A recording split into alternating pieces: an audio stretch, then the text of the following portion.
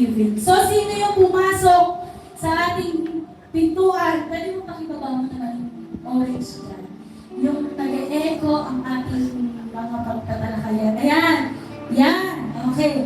So, sino ang pumasok sa ating pintuan na may pusong nagpapasalamat sa ating Panginoon at nais ibahagi o isigaw ang kabutihan ng ating Panginoon ngayong umaga? Sino wala? Lumabas na lang. Lumabas na lang. Talaga. Joke lang po. Sino po nais magbahagi ng kanilang mga masasayan? Si Tita Manu. Yes,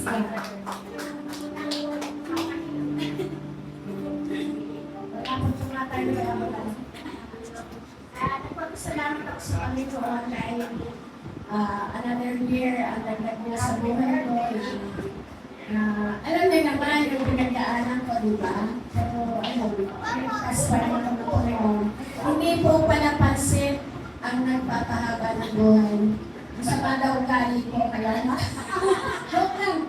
Nagpapasalamat ako sa Panginoon dahil ito pa ako sa harapan niyo. Sa inyo, nagpapasalamat ako sa inyo. Alam mo, sinasama niyo sa prayers niyo. Family kayo sa akin. Yun po. Maraming salamat. Praise God po.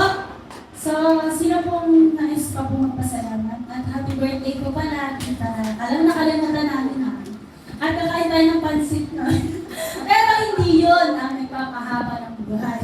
Tandaan natin yan, huwag tayo magpapaloko sa mga matatanda ng sasabing kumain ng pansit. Sino pa po nais magbahagi ng kanila pong mga pasasalamat? Si Sister Nita, gusto raw po. Ay, may nagtuturo po kasi baka lang po na-share dun sa labas. Gusto po namin ma-share dito sa mic, sa gitna. Gusto po ba ni Sister Nita? Siyempre naman. Tinawag ka sa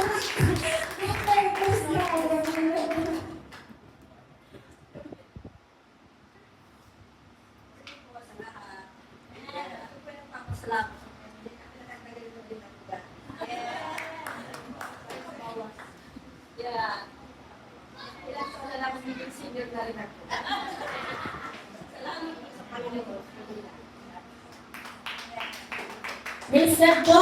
Marami tayong mga dagdag bawas no, ngayong buwan ng August. Yan. So, sino pa po nais magpasalamat sa ating Panginoon? Yan ang mga pusong napagpasalamat. Sino po? Sino pa nais pa po magpasalamat? Ha? It's now or never. It's now or never kasi next week ibang kabutihan naman ang ipaparanas sa atin ng Panginoon, di ba? So, wala na po. Wala na po. Sige, alam po ng ating Panginoon, ng ating puso. Ayan, si Aliyah daw. Sige, si Aliyah tawagin natin dahil gusto daw magpasalamat sa ating Panginoon. Pasalamat po ako sa Diyos kasi si Diyos binigyan ako ng wisdom kasi nanalo ako sa tuna.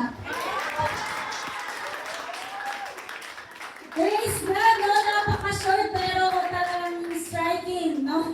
Yung hindi natin talagang na ganun pala ang kaya sabihin ni Aliyah. So, maraming salamat sa Panginoon dahil siya ang tunay na nagbibigay ng wisdom, no? At congratulations, ate, sa iyong pagkapanalo sa inyong tula. Yan, nakita ko nga yung my day ng iyong mother at our father. So, ayun, praise God po.